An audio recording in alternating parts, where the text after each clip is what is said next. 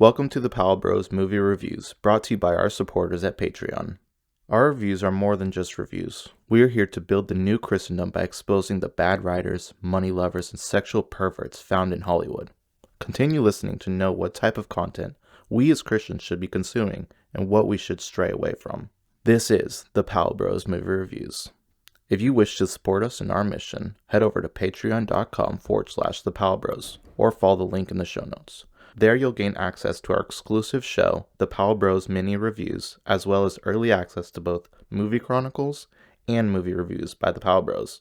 And now, on with the show. What can I say? Is this my favorite movie? Will this hold up to the standards I have placed to it? A deep psychological thriller. A movie that will beat you to your knees and keep you there if you let it. I kid. But this movie is a hard pill to swallow. A lot of drums are beaten. Does Trent agree? Does this movie top all others? Will I come out agreeing with myself? Is this truly a great movie? Find out as you continue listening to our review of Whiplash. Welcome back to the Powell Bros Movie Reviews. We are here in Season 2. We are so excited to be back. First off, I want to thank you guys so much for listening to Season 1 and being with us all this way and getting us to Season 2. We are so grateful to be here and very excited for this season. We are starting off with my favorite movie, and yeah, I'm excited to dive into this, and it'll be interesting to go through this season. I'm very excited to see where our lists end up at the end. Right. Though I say this is my favorite movie, it could change. It could change. very, very well change. And You haven't seen Gladiator yet. Yeah. I haven't gone through this movie critically before, and so that was an interesting experience. It's not my favorite. And there's a lot to dive into. This is a very deep movie, a very gut-wrenching movie at times, and suspenseful. Yeah, suspenseful. There's a lot to go through in this movie, and I'm all here for it. So Trent's never seen it. I asked him not to see it until now. Yeah, so Trent, tell me, what were your initial thoughts? Just rip this movie apart. I feel like I got whiplash watching this movie, and then thinking about this movie, and then digesting this movie, because man, I went all over the place, like trying to interpret it, trying to understand what the writers are getting at, what the director's getting at, and just trying to understand, okay, what story was told here, and how, like, what is this? Is this a tragedy? Is this a movie where the villain wins in the end? Does it have a happy ending? I don't know. And what was the character's motivations? And, I see that everything wraps up well in the end, but is that a good thing or is that a bad thing? I don't know. Because, I'm thinking that, okay, as I'm watching this movie, this has got to have, like, a happy ending in the end. Like, things have got to turn out well for everyone. And for both characters, like, yeah, they get what they want, but is it that a good thing? I don't know. Anyways, there's questions that have been going through my head as been thinking about this movie, and as I was watching this movie. I loved this movie. I like, it was a very well done film. It was well told. It was impactful. It was suspenseful. I'm still not sure where I landed on certain things about the film and where the story really went and how it ended. And I think I have a pretty specific opinion on it, and saying, yeah, this is definitely what it is, and we'll get to that. But man, I'm a little surprised that this is like your favorite movie. Yeah, I know. You might be like, this guy has got some issues. If this is his favorite movie. But sort of. Like, I don't think it's so much like issues. My biggest thing, I think once you tell me why it's your favorite movie, like, why has this been an impactful movie? Why did you choose this number one? That might answer that question for me, as far as like why this is your favorite movie, or like it might make sense to me, because I think I know what you're gonna say, but I want to hear it from you, and I want to know why like, if the reason why I think this is your favorite movie is actually your favorite movie, then let me know. Yeah, I think as far as how the story was told, it was wrapped up probably perfectly. There was no really loose ends.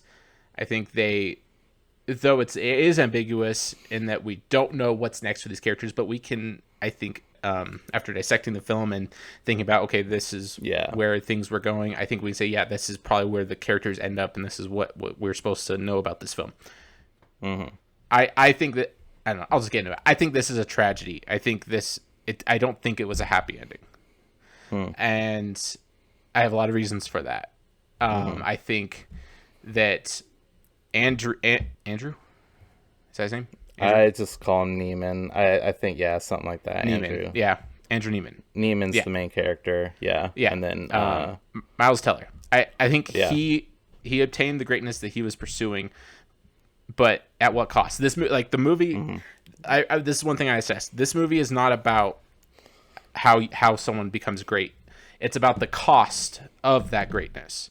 You have a lot of sports movies where it's all about you're following the protagonist as he's usually it's an underdog story, which this is an underdog story for the most part, but you have an underdog who's he's poor, he comes from a poor family, he doesn't have much, and he has to work hard in order to be great, and he gives his life, he devotes blood, sweat, and tears in order to be the best. Rocky is a great example of that, which is another one of my favorite movies. It would have made my list, but it didn't because we didn't really do franchises. I chose not to do that, but anyways, choose it or fight for it.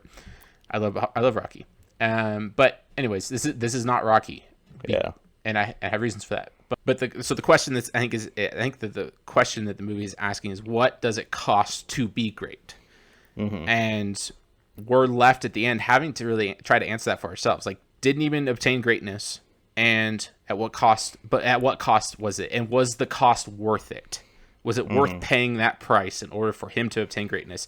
And the movie doesn't give an answer. I mean, I think it kind of does, but in a tragic way. Which I'll get into. Yeah, they give the filmmakers give what their opinion is of the answer, but they don't explicitly say it. They say what they kind of say what their answer is, but there is still that question. But yeah. And then for Fletcher's character, he's the most interesting aspect of this movie.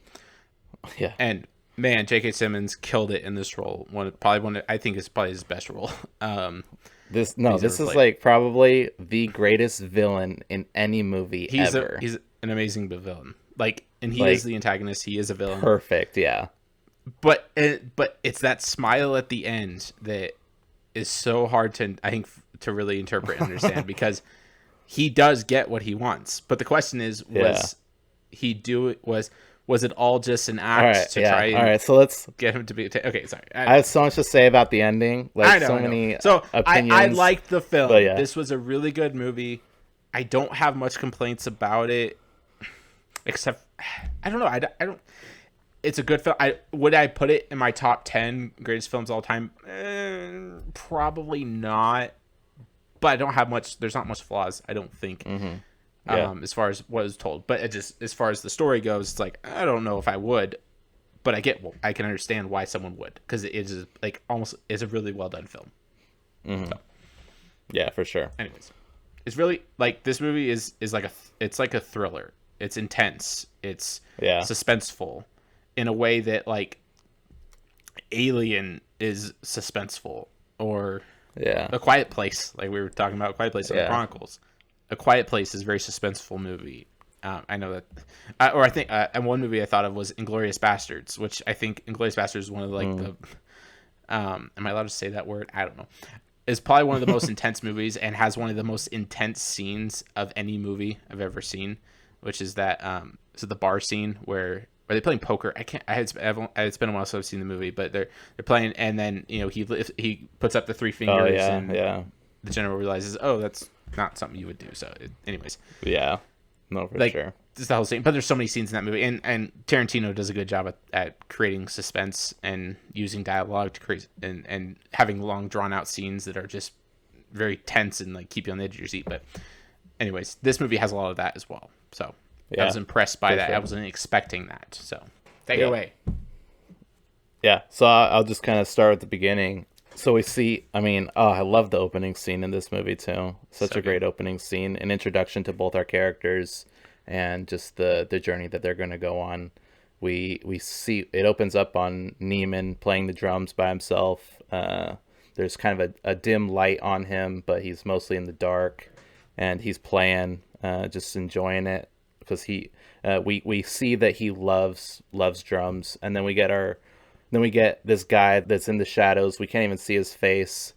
Neiman notices him, and he comes out, and he's kind of snarky and kind of interested in hearing him playing, but he's mean to him. He, like, right off the bat, he's starting to be mean to him and rude.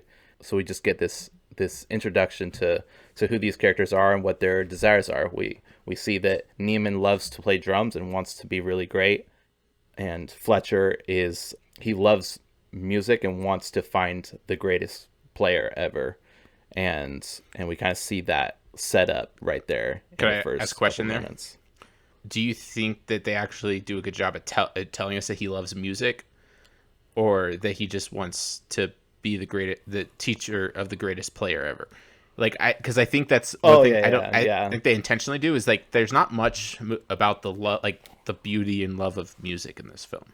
right, yeah, no, for I sure. don't think, So you know. yeah, so that's the problem. Yeah, no, I guess, yeah, I shouldn't say that I mean, Fletcher loves the you assume music. that he loves He, music, like he's you passionate about see, music, yeah, like you he's that passionate make about it, you can assume but that easily. yeah, absolutely. And the only other time that I was like, or there's two times that I see that I think he enjoys music. One is he comes in, he's wearing headphones. We assume that he's listening to Hmm. music, and He so I'm does like, that a oh, lot, so yeah. you see that? So like on his spare time, he's listening to music, and then when he's playing piano towards the end, you Hmm. can see how much he loves doing it. Good Uh, point. but it's just a very selfish, self-absorbed love for it. It's not even like the soul of it or Mm, the talent behind the people. It's just the music itself, just the sound waves going into his ears. That's what he seems to love, and not yeah. necessarily the music and the people behind it. But yeah, so we see that. I don't know. I don't know how I want to kind of get into this, but Well, our so our at the beginning of the protagonists, movie, we we learn everything we need to learn about the characters. Like, they yeah, do a really good job absolutely. with that. Like, Yeah, and everything that it's we need like to a know, couple it's minutes there. long. Yeah, yeah. Yeah. But so like within the first act, not even the first act, we see that Neiman really wants to be a great drummer. Like he just really wants to be a great drummer because he loves drumming so much, and Hmm. he's trying really hard. He listens to all his favorite drummers all the time, and he's practicing a lot. He just loves it, and his life's pretty good. Life's pretty decent. You know, he asks a girl out. She says yes, and they kind of start going out. He's got a pretty good relationship with his dad. He goes to the movies with him and stuff, and yeah, Yeah. things are pretty great. And so he then gets into the class of that's into Fletcher's class, which is, they kind of explain pretty well that it's very prestigious, very hard to get into, and like if you get in there, you're in. And that's like your road to Lincoln Center. Being Yep. in, Lincoln Center is just the top for musicians, and that's Right. kind of like your in, is to get into his class. And so he does that, like a bit of luck on his side. Well, first getting in there, I guess it's not really his luck. It's just his natural talent that Fletcher notices Recognizes. and appreciates, and sees his potential. So that's kind of like Neiman's beginning story, but and then Fletcher, we really see that he wants to find the best musicians at any cost. He's willing to do whatever it takes, and he has no care at all for the humans behind the instruments. He just Mm. wants to find the best musician, Yep. and or even find it within themselves and make them become the greatest musicians if he sees that potential there. And he pretty clearly sees it in Neiman in this movie, and we get that pretty evident. And Yeah. I think there's some things that he does in this movie where you go, did he do that to push Neiman, or is he just throwing him aside? Or Right. like, and I think that's pretty great throughout this movie, because there's a lot of times where you're like, well, he seemed to Just have don't such know. an interest in him and see the potential, but then he just kind of throws him away. And that But might then you be kind one of my of, even my complaints about the film, actually, because that's one I had when I was watching it. Is like, I don't know, maybe, and this, I'm sure this was purposeful, but I just don't know if I like it. You don't know, like, he at one point is like very interested in Miles and is willing to give him a chance, and another time he's just tearing him down and just could care less and he could throw him out the class and doesn't matter. Like, so I'm asking the yeah, question, like, does he actually think that there's going to be greatness in this kid? There could be greatness, or is it just he's just another student? And right. I I don't think know. And part of that was part of his it's, manipulation, probably. But yeah. So I think it kind of gets answered in the ending when he's talking to him in the jazz club, when he tells him, I can't remember what the red haired guy was, what his name was, but yeah, he never saw any potential in him, and he actually told Neiman at the jazz club, he's like, I only had him there to push you harder. right. Okay, And so that did help. Yes, yes, so because that that was does a question. help. Like, why did they bring in these two other drummers, or And why then does he make him yeah, compete for these two other drummers? Like, okay, yeah, because he wants to challenge them. Would yeah. the redhead actually have a chance? No, I And don't it think so. didn't seem like I don't think he saw the potential, but he knew that there was a fight in there. But we also don't want to give too much credit to the Fletcher, because I think that he was testing Neiman as well, like, because he said also in this final scene. I think it's such a crucial scene. It's such a great scene. But he says that, well, Neiman's character asks Fletcher, "What if you discourage the next, I don't know, whatever the famous musician they're talking about?" And he says, Yep. "Well, that's the thing. This guy would never get Wouldn't discouraged." he would never be And so discouraged? that's Yeah. why he's saying, so like, if I'm pushing this guy and he gets discouraged, he's not the It's next not him. guy. Like, I'm throwing him aside. So I think through this movie, he keeps pushing him harder and harder and harder and harder through his manipulations and his, I don't know, just His tactics meanness. And and his teaching style. yeah, so he kind of pushes him and pushes him. But yeah, anyway, so Neiman's doing pretty good. He's in the class, and he gets a girlfriend. He's got a good relationship with his dad, and then with a bit of luck, he gets to play in a competition on the band, because just of a mishap, which they never say how that folder got lost. But Well, my okay, theory so is that that's the question I was going to Fletcher ask you. did it. Yeah, Like, who do you what do you think happened to the folder? Because they I think don't. They Fletcher. purposely Yeah, leave it ambiguous. yeah, I mean, Fletcher, yeah, like that would be the kind of the obvious one that like Fletcher took it in order to challenge him yeah, because he knew because so the lead drummer Fletcher knew that he needed the music sheets, like, cause yeah, that he tells him like, hey, yeah, I need this. I would assume he took the folder so that Neiman would have to be put in the spotlight and have the pressure of going yeah. for it and taking charge and doing the solo or doing Absolutely. Yeah, the competition. So anyways, like I would assume that's him, but they don't tell us, and that's yeah. it's And that's they do it on it's purpose. part of the genius, honestly. Like, I love that they Yeah, don't answer every one of our questions like most movies do nowadays, and they leave true. the audience like, But they just treat wait them till like we they're get a dumb. prequel to find out Yeah. Oh yeah. that Fletcher's done this in the past before. So obviously he's the one that did it now. Okay. Yeah. So then after the band, yeah, I know. After the band plays at the competition, he does Whiplash pretty good. 1.5. And then Okay. what? From Fletcher's perspective, Oh yeah, I know. Whiplash 1.5.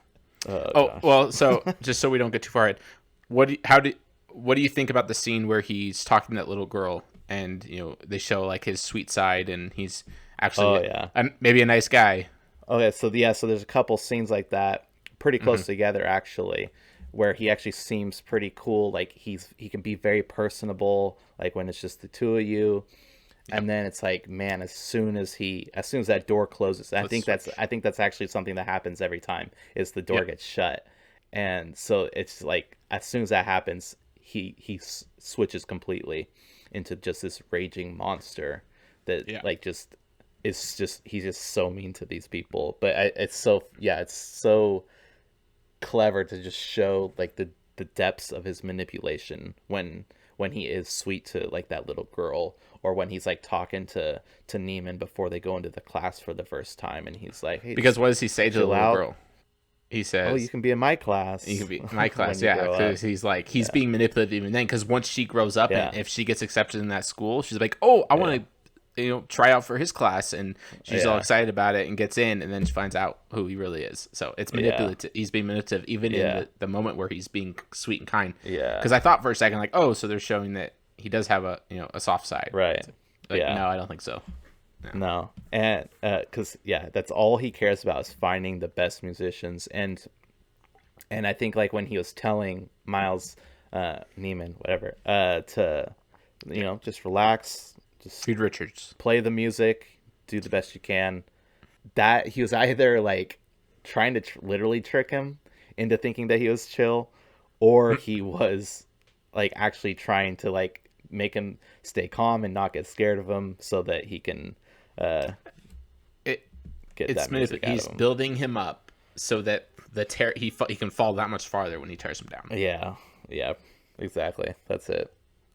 But yeah, so then Fletcher brings in the redhead to bring in some competition to trick him, because Neiman at that point thinks that he's the leading drummer on the band. But then this other guy comes in and he's like, why is this guy here? And he's like, I can do whatever I want. I just want to find the best drummer.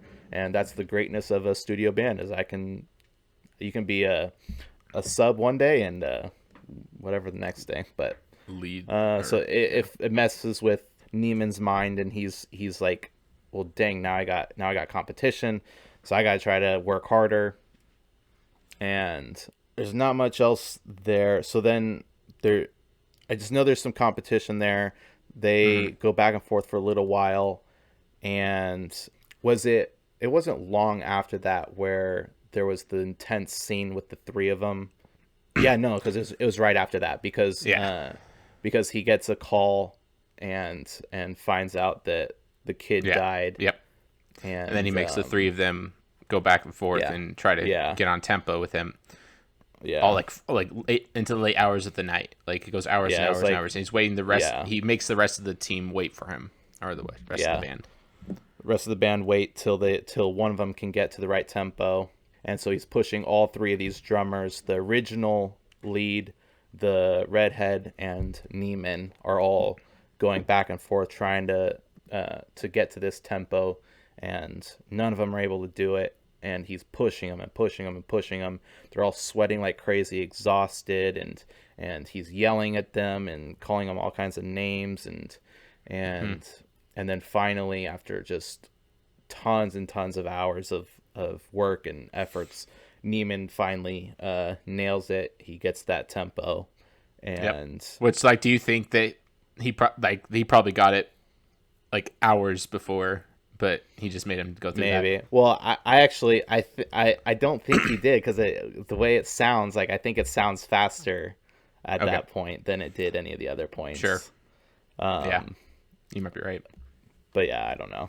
That'd be a musician, professional musician. Because I wouldn't be surprised if like he did get it and he's just making him for sure do it over and over and over again. Yeah, no, in order to push him that hard. Yeah. So to see, and this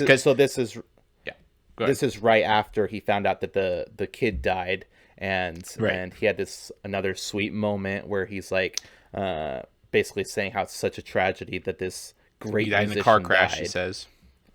He says it's a car crash, and so he's like super angry about it, and he's taking that out on them, and we find out more why later.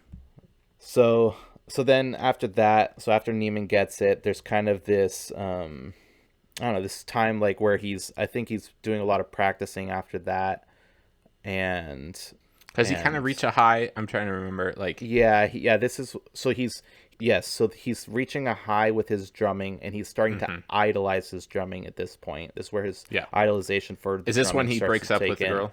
Yeah, because then Yeah. he breaks up with his girlfriend, and he goes throughout this whole thing of like, I'm just not gonna be able to spend enough time with you. I'm gonna start doing this. I'm gonna be you're gonna want to hang out with me. I'm gonna be like, I have to do drumming. We're gonna resent each other, or you're gonna resent me because I'm gonna get myself to this. Yeah, it's the preemptive breakup before the athlete and musician pushes the girl away. So like I thought it was kind of funny. So it's like, okay, so they're doing the break up with the girl in the before the third act deal right now, but they're doing it early and getting it over with. And then I was like wondering, are they going to go back? Because that's the thing. At that point, it's like, okay, the story can go either which way. He can pursue music and then give it up and go get the girl, or he can stick with the music and not get the girl. And so obviously they choose the latter. And anyways, keep going.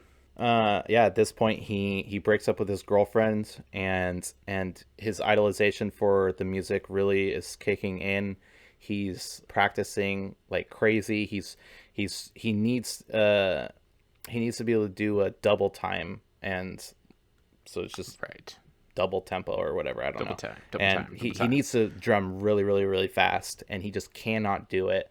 So we go through this montage of him just like beating the drums, and his hands are bleeding like crazy, and he's like icing his hands to get them to. Wasn't it after he broke up with her that he punches his drum? Yeah, I think so. Yeah. Yeah. So he's giving everything, like blood, sweat, and tears. It's physically he's physically beating himself for the sake of the music, for the sake of greatness, and so forth. And I think this is a interesting point. So he's idolizing the drums, but I'm thinking, so this is where he starts to lose his love for drumming, and instead of loving the drumming, he's actually idolizing pleasing Fletcher. Like he has this desire to please Fletcher and to make it so that because Fletcher is just messing with his mind this whole movie. Like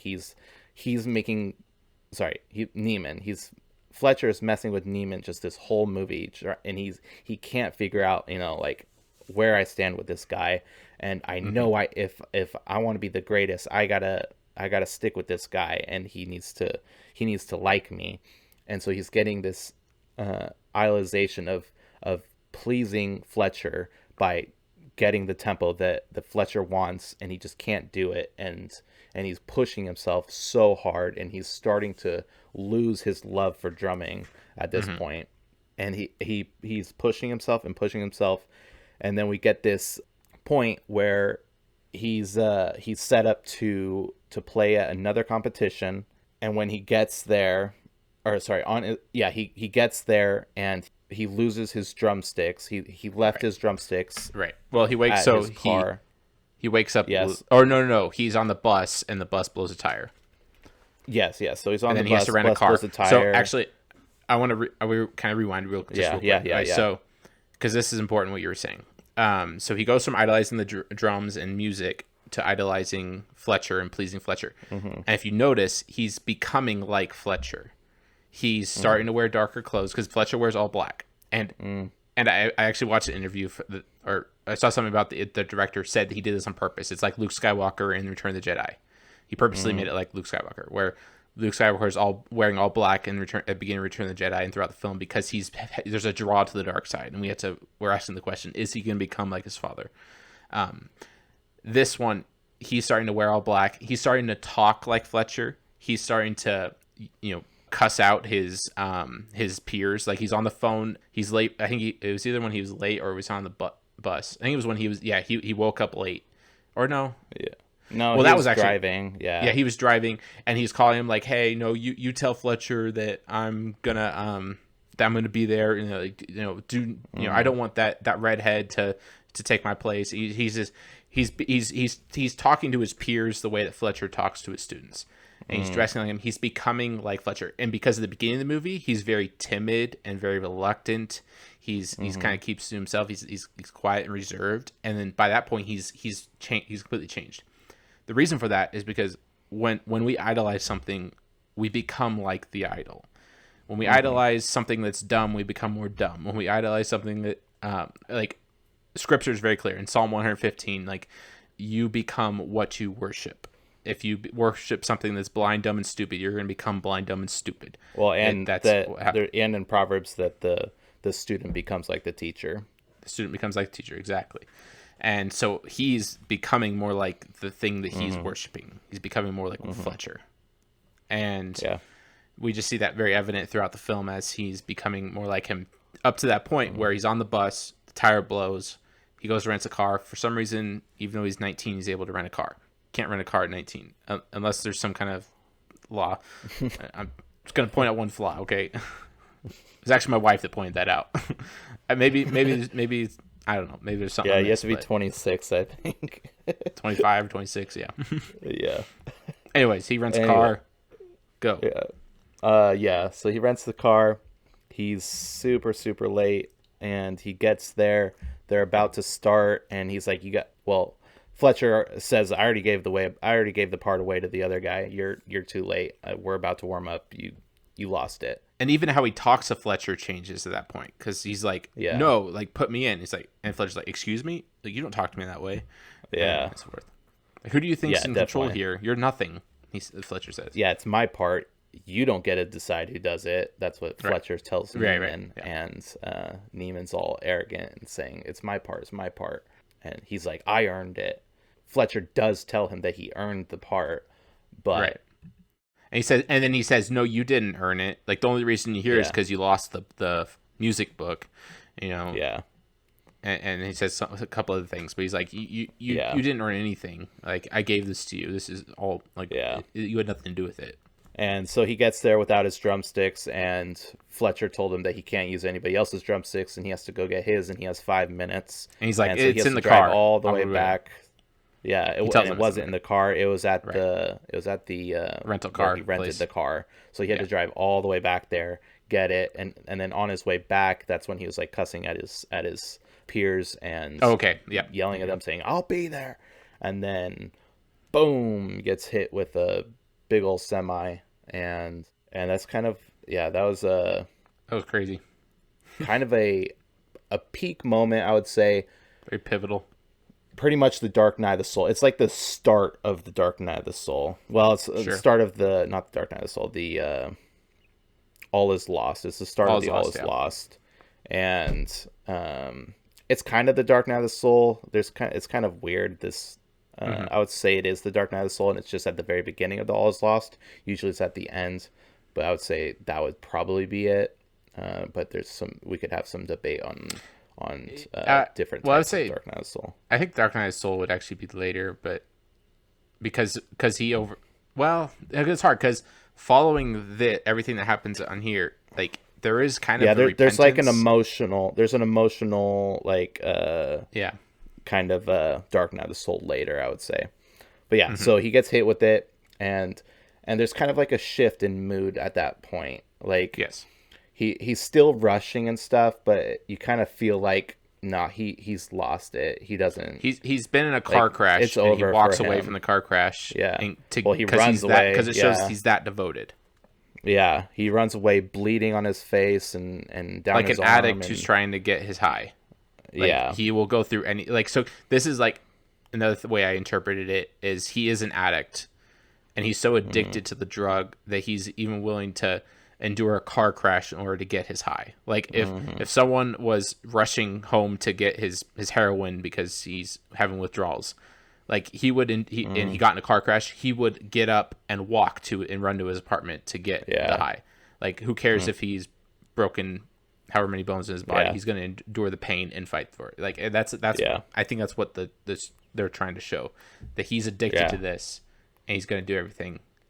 Even self-mutilation, even self-harm, sort of self-harm, but endure that kind of pain in order to get his high.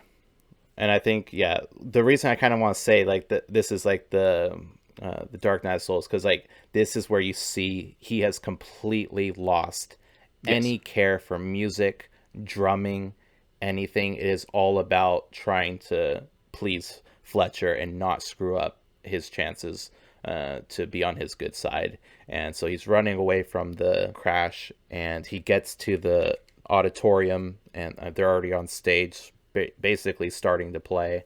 And he kicks the other guy out of the chair and gets in the chair, and he starts playing, but he's losing it completely. He's fading out. His hands shaking. He can't play. Something's broken. Yeah, and he's just completely lost it and bloodied up. And then Fletcher comes up to him and says, "What the heck, man?" And what are you doing? Except he didn't say heck. It's a lot of other things. 4 words.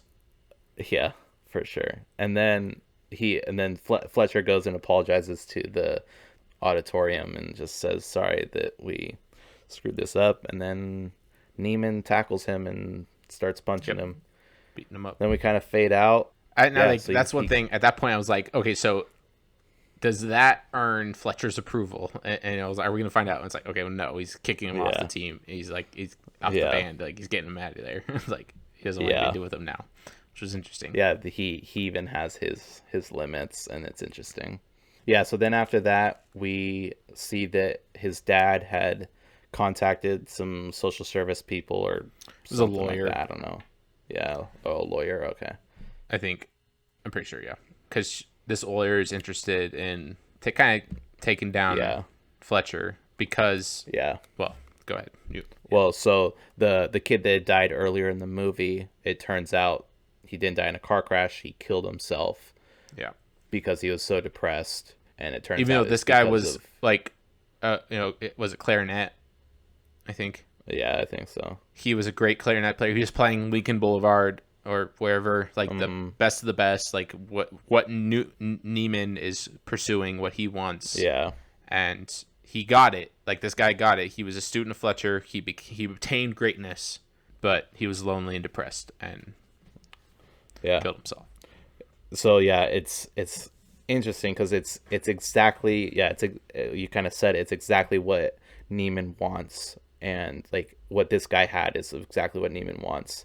And so it's kind of like we get to see what would have happened to Neiman had he not done that, had he not gotten in the car crash and gotten kicked off the band and out of the school. So yeah, it's interesting to see that. And so his dad gets this lawyer or whatever and tells her about Neiman's situation and how the teacher's just really awful to him. And even at this point, Neiman's hesitant to even give a statement saying that Neiman that Fletcher was abusive and all this stuff. So he's still to anonymously speak against him. What's that? He's reluctant to anonymously speak against him. Yeah, anonymously, but he decides to. Man, I think there's something there. Don't they show like a different? Don't they show a scene? Yes. So, this is good. This is really good. So when the lawyer's talking to Neiman and his dad, he's running things through his head. He's watching video footage of him playing drums as a kid, and he's reliving those moments. And he's looking back on the days when he loved music for the sake of music. He loved drums for the sake of the drums. Was a home video why by he his dad. became a drummer in the first place. And so he's working through that and struggling through that. You mentioned the clothes. I'm pretty sure through all these scenes he's wearing white clothes now. Yeah, once I think I noticed that too. Yeah, I think so, which is interesting. So that so he watches that home video and there's that shift of this is where that repentance comes in, where he's that love for the music and why he did it, and his dad being there videoing him having a good memory with his dad when he was playing drums sparks that love for drumming again, and so then he does agree to do a statement and all that. And then after that he's working on fixing his life. He calls his old girlfriend to see if she'd go out with him again, and she's already moved on. He's already at that point he's already gotten a chance to go and play for Fletcher again. So the Oh the yeah. the bar scene, the jazz club scene is before that. Oh okay. Yeah. So he's given up music and he's working through Yeah. like he's put his drums away. He doesn't want to play music anymore. He's just living his life. And he's walking down the street and he sees a sign that says, jazz night, or this, Fletcher, Yeah. whatever his name is, last Open name, mic first name, featuring is playing tonight. Fletcher. Yeah.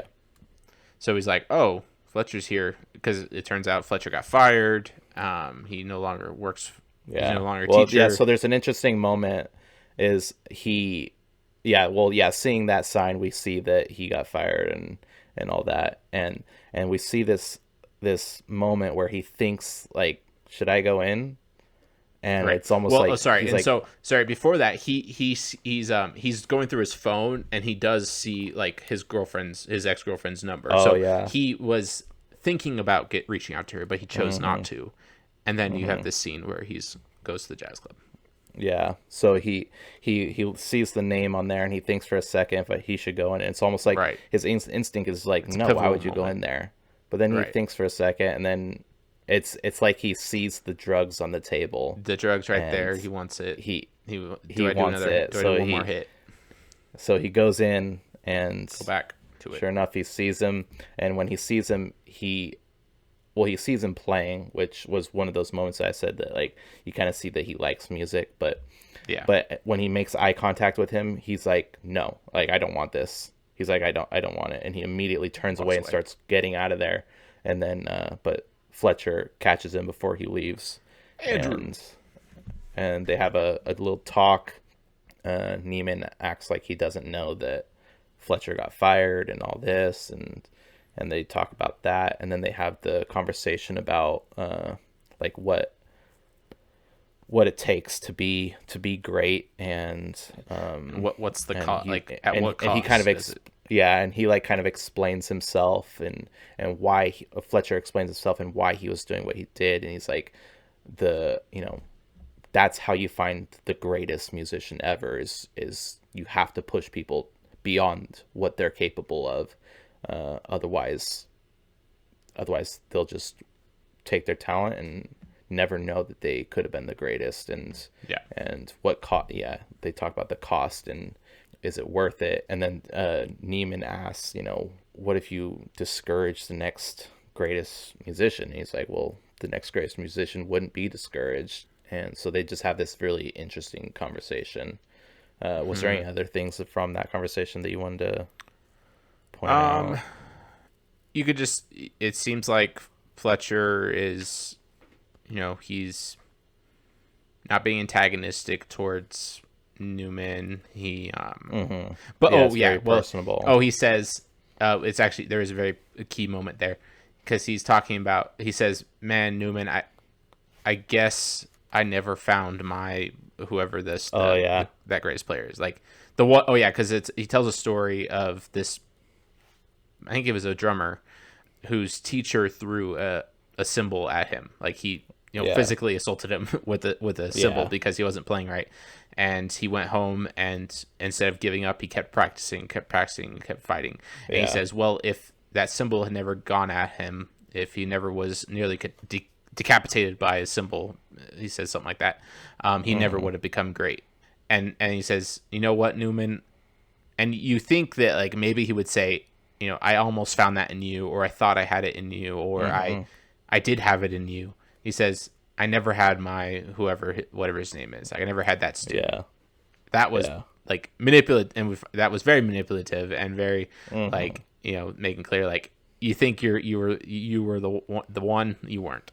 I think it was another just opportunity for him to challenge and to test Newman and kind of manipulate him into still like, here, come back, come back. Yeah. And then, guess what? I have an opening. I'm conducting this JRC group, and my drummer's not cutting it. Would you like to join me? Would you like to drum for us tomorrow night? We're doing Whiplash, your favorite song, the song you know. Yeah, and then he agrees, and and then that's when he calls the girlfriend and finds out she's already moved on and with another guy. She has and another boyfriend. he's a little discouraged about that. But I think because in his head at this point, he's still like that love for drumming is coming back. Yes, And he wants to have both. And He wants to have a life. He wants to have the girl. He wants to have music. Yeah. And so there's this, this. Can I have that? There is a bit of a battle in him for sure. And he pulls out his drums. He practices a bit, and then he shows up to the. It's not a competition, but to the performance or the whatever. Right. And in front of a bunch of like. So this is college scouts, but like make it or break it with these guys. And Fletcher tells him these guys, they will never forget anything. So this is your chance to eventually get onto Lincoln Center is pretty much what he says. And like you can just tell it's all directed right at Neiman, and all this whole performance that where he's giving a pep talk to the whole band.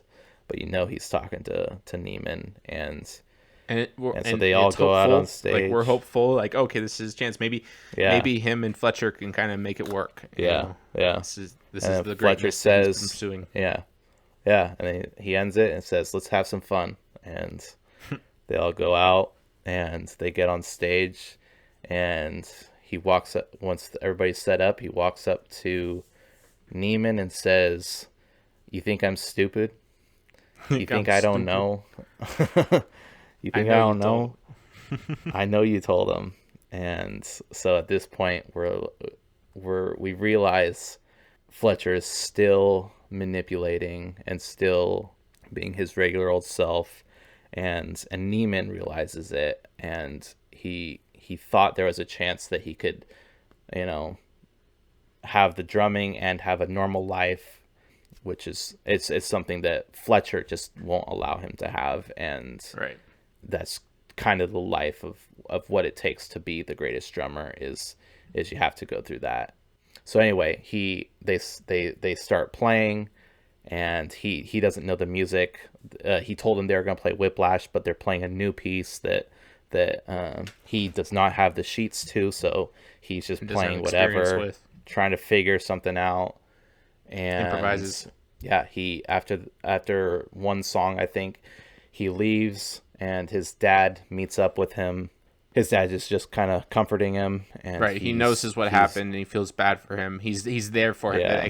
I thought that was a really good moment because it was like, it's his family, it's his father. Like his father loves him, he cares for him. He's there, like, hey, it's okay, you can leave this behind. He's just completely humiliated. Like Miles or Newman thought, I could have it all. I could have what I wanted. Finally, this is it. Newman Fletcher's gonna accept me. He's calmed down. Maybe he's softened up. He's no longer a teacher. Yeah. Because that's the question. Is like, was it just a teacher act? Was he just trying to, be like a kind of well, he was an abusive teacher. He literally beat his students. Like he's like a really tough coach. Or tough drill sergeant. Who, is in the classroom he's forceful and stern and harsh, but maybe he's no longer a teacher, so like maybe he's softened up. Maybe I can actually prove this to him once and for all, that I can be great. And so he goes, but it's like he's humiliated, doesn't work out. He goes to his dad, and his dad comforts him. And then I thought and then he has a choice. This is the pivotal moment. Does he flee the drug? Does he get rid of the idol? Does he cast it down, say, no, I'm not going to go back to Fletcher? No, and no one will ever blame him if he did. If he's just like, I'm not doing this. Instead, he does what Fletcher didn't even see coming. Like, and if you want to say it, tell it, go for it. Yeah. All right. So So at this point, this is an amazing scene. Yeah. So he what does he tell his dad? Does he say anything to his dad, or does he just walk away? I don't think he says anything. I think, yeah. So he walks away from his dad, and he goes back out on the stage and grabs his drumsticks, and he just starts playing. And at this moment, Fletcher's surprised. He's like, "What are you doing?" And the other guys, other musicians or like, what are you doing? And he says, I'll cue you in. And so as he's playing, he cues in the guys. I don't And this is know the how first music time that works. Fletcher calls him by his first name, by the way. Andrew. Oh, really? Yep. Huh. Interesting. I'm pretty And certain. so he's playing, but, and he's doing pretty good.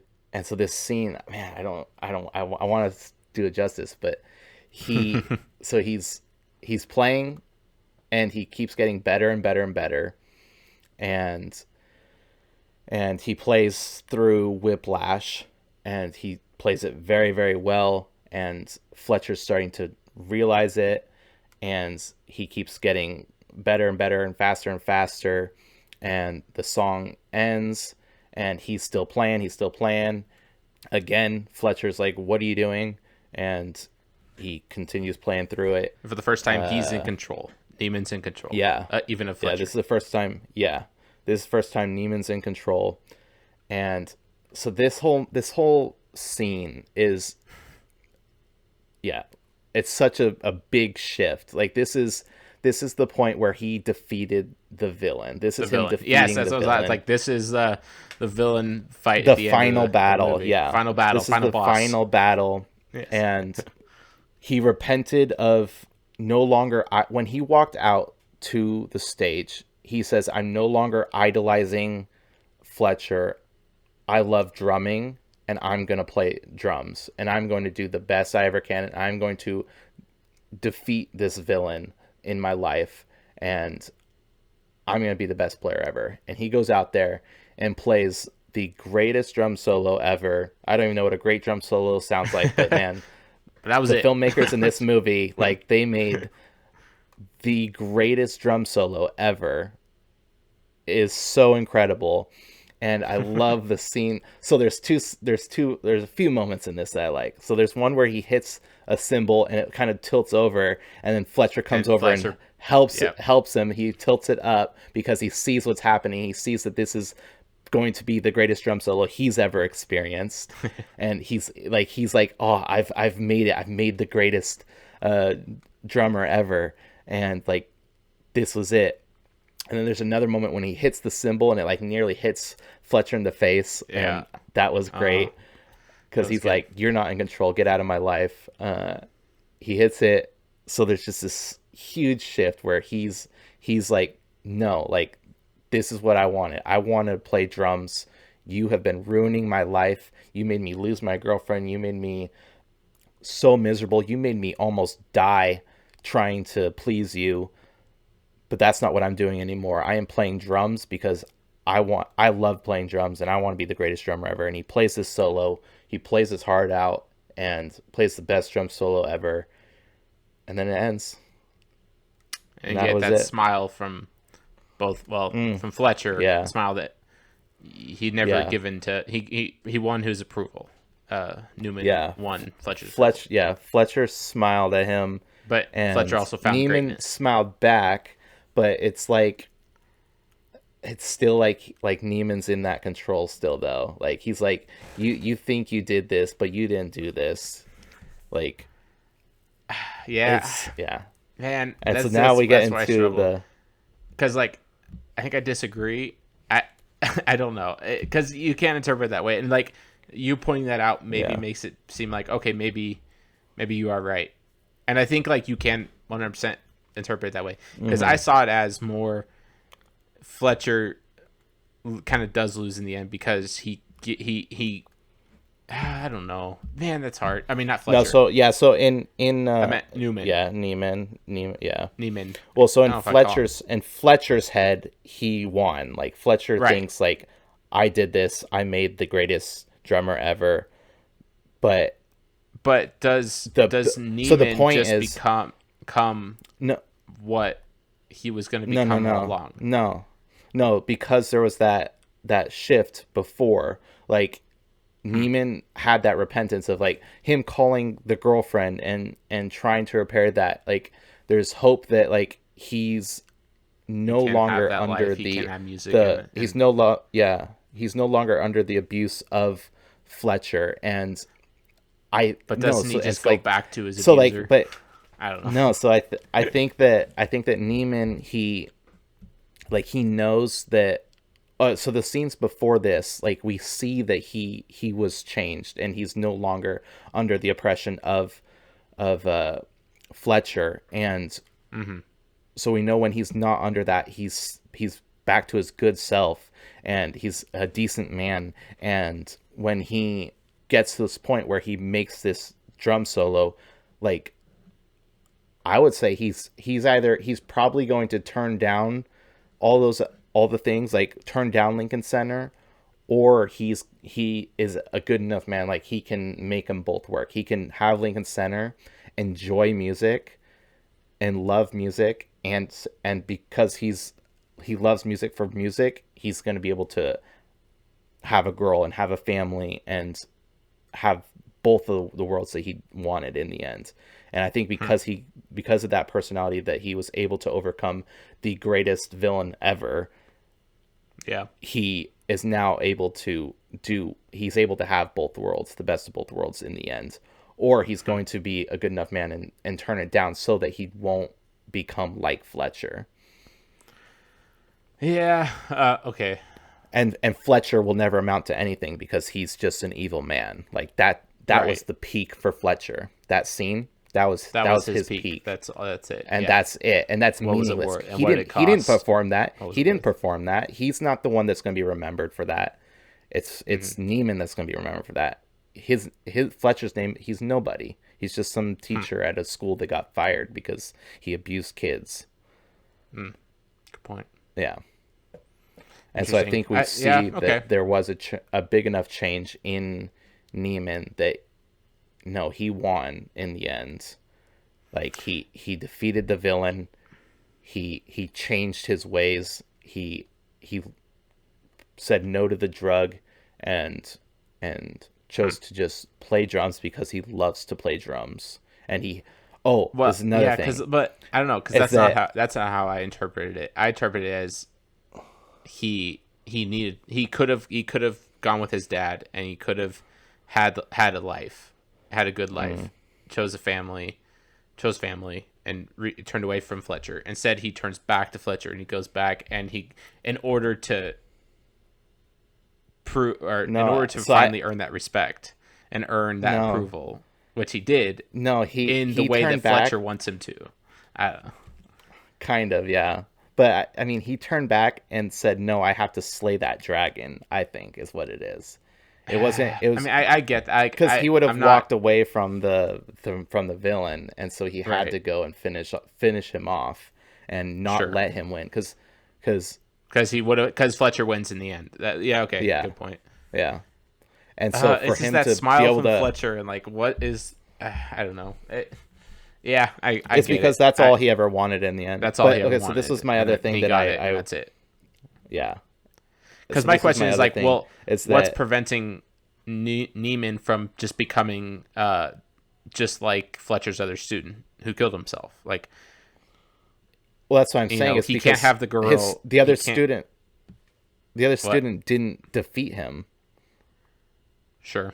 So there's a huge difference. Like, this guy, he defeated Fletcher. But he won. How did that other student win the approval of Fletcher? And because what does it take to earn his because approval? he always called he called him he was like a skinny, weak kid, and calling him all these things. And but he said that the other school board didn't see much in him, but I saw something in the him. Greatness. And yeah. Okay, let me say my last thing that I've been trying to say. Where are we at in time? So I also think that it showed that when he defeated Fletcher, like, Fletcher was starting to hold him back. Like, when he defeated him, he was saying, like, if, like, I can't submit under you anymore because you're now holding me back, and I'm going to show you that I am better than you now. And then he defeated him. Okay. And made the greatest drum solo ever. Showed him that he can absolutely do what was in him all along. And right. Huh. Yeah. That's good. The villain. that if I interpret it that way, then the movie's definitely better. And I don't think I disagree. I know that's a good point. I definitely see that for sure, and that makes sense. Yeah, for sure. Where are we at in time? Because hour and 6 minutes. Okay. All right. This season's is going to have longer episodes no matter what. Oh yeah, for sure. All right. I don't know if I've got anything else to say about it. I mean, it's just a wonderful movie. I think whatever way you take it, because I still think this is more of a tragedy, but I can't deny that you saying that it does put it in a better light, and I do get, especially the whole, like, you know, him taking charge and taking the lead on the song and taking over the band, from Fletcher.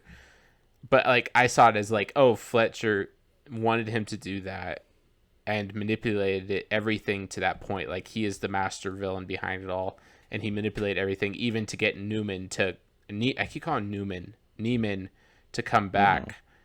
And I think what Fletcher wanted from a student is for a student to finally stand up to him. Yeah. And that's where the approval was won. And so that's where I see it. It's like, from his point, like, he won, and I just wonder, like, is the story saying that Neiman is now going to become the next Fletcher, where he's going to become great, but then just continue down that path to either become the student that, becomes depressed and doesn't have a life, or become like Fletcher, who is also lonely. He doesn't have anyone. In fact, there was an interview that J.K. Simmons did about this. There's some deleted scenes showing Fletcher at his home all alone, eating like a TV dinner and listening to jazz music, and where it's just all he has is music. He doesn't have a life. And he doesn't have a wife. He doesn't have kids. He doesn't have a family. It's just the music. But they took those scenes out. So it's like, I don't know. So yeah, I'm kind of, that's definitely one way to take it. Like, but I think there's too much evidence showing that Neiman won, and he's not. He did. And like, he's he choosing stood up to the dragon. He's choosing not to. Yes, he's choosing not to be controlled by the dragon anymore, and he slayed the dragon instead, and he is choosing his life and not letting Fletcher choose his life for him, and he's not going to let him manipulate him anymore. He slayed him, so he gets to choose, and that's it for Fletcher. Like, that's his end, and that's the best that's going to happen to him, is getting to say that he raised up Neiman to do the greatest drum solo ever, and that's become all the that will be greatest of him. Drummer, like, obtain greatness. And right. I think there's enough evidence to show that he, because I feel like if he went with his dad, he would have always felt like, man, I let him decide my destiny for me. And when he went back out there and stood up to him and killed him, it showed that he is not letting the dragon control him, and he's going to slay the dragon and choose his own life. And I think that was mostly the point. Yeah. Okay.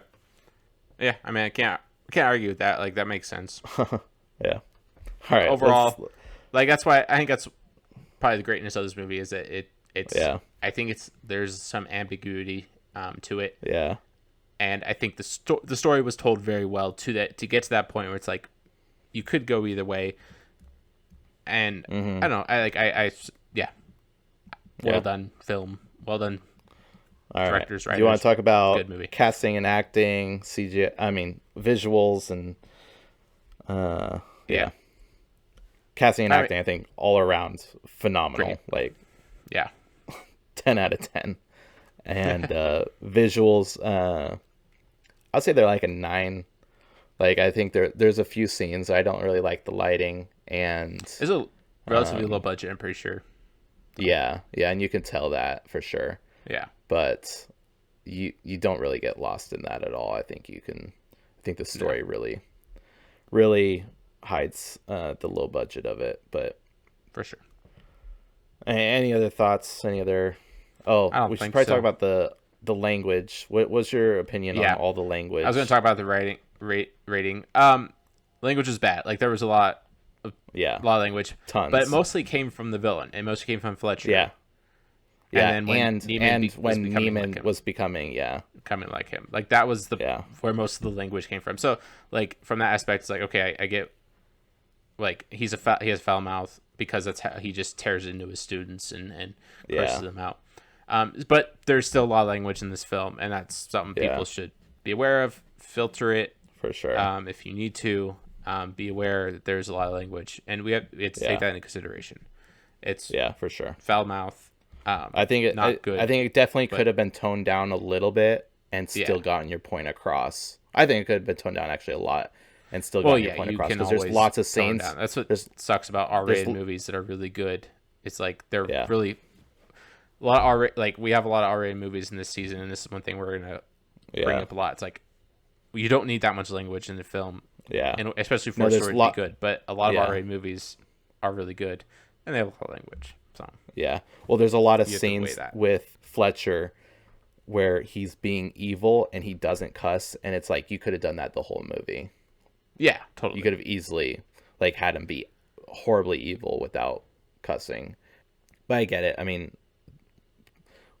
this movie wasn't made by Christians, so they don't care to put in language. They About don't see it language, as yeah. bad at all. But Yeah, no sexualization of women, no yeah. nudity. Um, Oh, really, the only thing was just the language. yeah, for sure. All right, what do you give this movie? This is so hard. Because you mentioned a little bit of like the pacing, sort of where it's like it's not traditionally paced as Mm, far as like or the structure isn't like all his lost moment in Dark Knight of the Soul. It's kind of confusing where it's like he reaches a point where he kind of hits rock bottom. He falls as a character, and then he's repentant, and then kind of goes back, and then the question is, does he finally repent, and then does he overcome his what he's been dealing with the whole film? And I think the ambiguity kind of, I don't hate it. It might bring it down a little bit for me, but I mean, this is somewhere in this is a 9 film for me. I'd probably give a 9.1 to be honest. I think that's where I've been at for the most part. Not very okay, many flaws. I mean, maybe the language brings it down a little, but it's yeah, man, this is so hard for me because yeah. because Well, like like I because he like another thing, like he doesn't get the girl. I mhm, still don't know. Like, is this a tragedy, or is this not? Like, is that a happy? Was there a happy ending? I don't know. Like, I mean, you make good points, yeah, and I don't know. It's hard for me. yeah, yeah. I And it I doesn't want to mean a say happy ending. Like you could like a cautionary tale. Like there was a couple movies I wanted to put in our list that were cautionary tales. I kind of saw this more as a cautionary tale of like this is the cost of greatness, and yeah, it doesn't I end see well. that. And but cautionary tales can be good stories. Like that's Yeah, a part of life. That's reality. yeah. And No, well, so the my yeah. second movie, that's what that is. The Founder, that's what that is. And I'm excited Okay, because to I've dig not into seen that. Founder either. So Yeah. yeah. Okay, Well, that a was your little bit of a second one. spoiler Yeah. there, but yeah. Yeah, I know. I want to give this a 9.8. Like that was my original cuz this is my favorite movie, so it's got to be a 9.8. Yeah. I've never seen a perfect movie. I've never seen a 10 out of 10, but this was the Yeah. closest I've ever seen. But I also want to leave room like as we dig into these movies, I'm like it's very possible like something could beat this, but I'll I'll give it a little higher. I'll give it 9.3. No, 9.2. 9.2 for me. I'm gonna go I'm a gonna little bit. say 9.5 for me. Okay, because this was a well done film. Like there's not very many Yeah, flaws in this movie. yeah. There just isn't, Okay, as so far as from a story standpoint, a writing standpoint, from acting, cinematography, a coherent story like is well written. Not very many loose ends, if any, and it was just all yeah, right, like I'll put and in 9.4 since you said yeah, 9.3 and I said 9.5. let's 9.3. Let's do it. 9.4. No, sorry, 9.4. Sorry. Yeah. 9.4. All right, so I want to ask you one last question. I know we Okay. shouldn't make this any longer, but I wanted to ask. You want to save it for after hours? Was it necessary? Like, could he have achieved greatness without Fletcher? That's hard. I think yes, because there are other there are other ways to achieve greatness than just beating yourself and being abused by your teacher. Like, as far as like he's being driven towards greatness, yes, in a unique way, in a way that because would the character at the beginning have obtained greatness as a drummer without Fletcher? I think he could have, yes. And if you told a different story and brought that character on a different journey, I think he probably like could. if it was life that was just tearing him apart or something, or not necessarily a person. I think the cost is still there. Like he probably could have lost. Like he probably wouldn't have gotten the girl. He probably would have, not had much of a life, because that's what it takes. Like,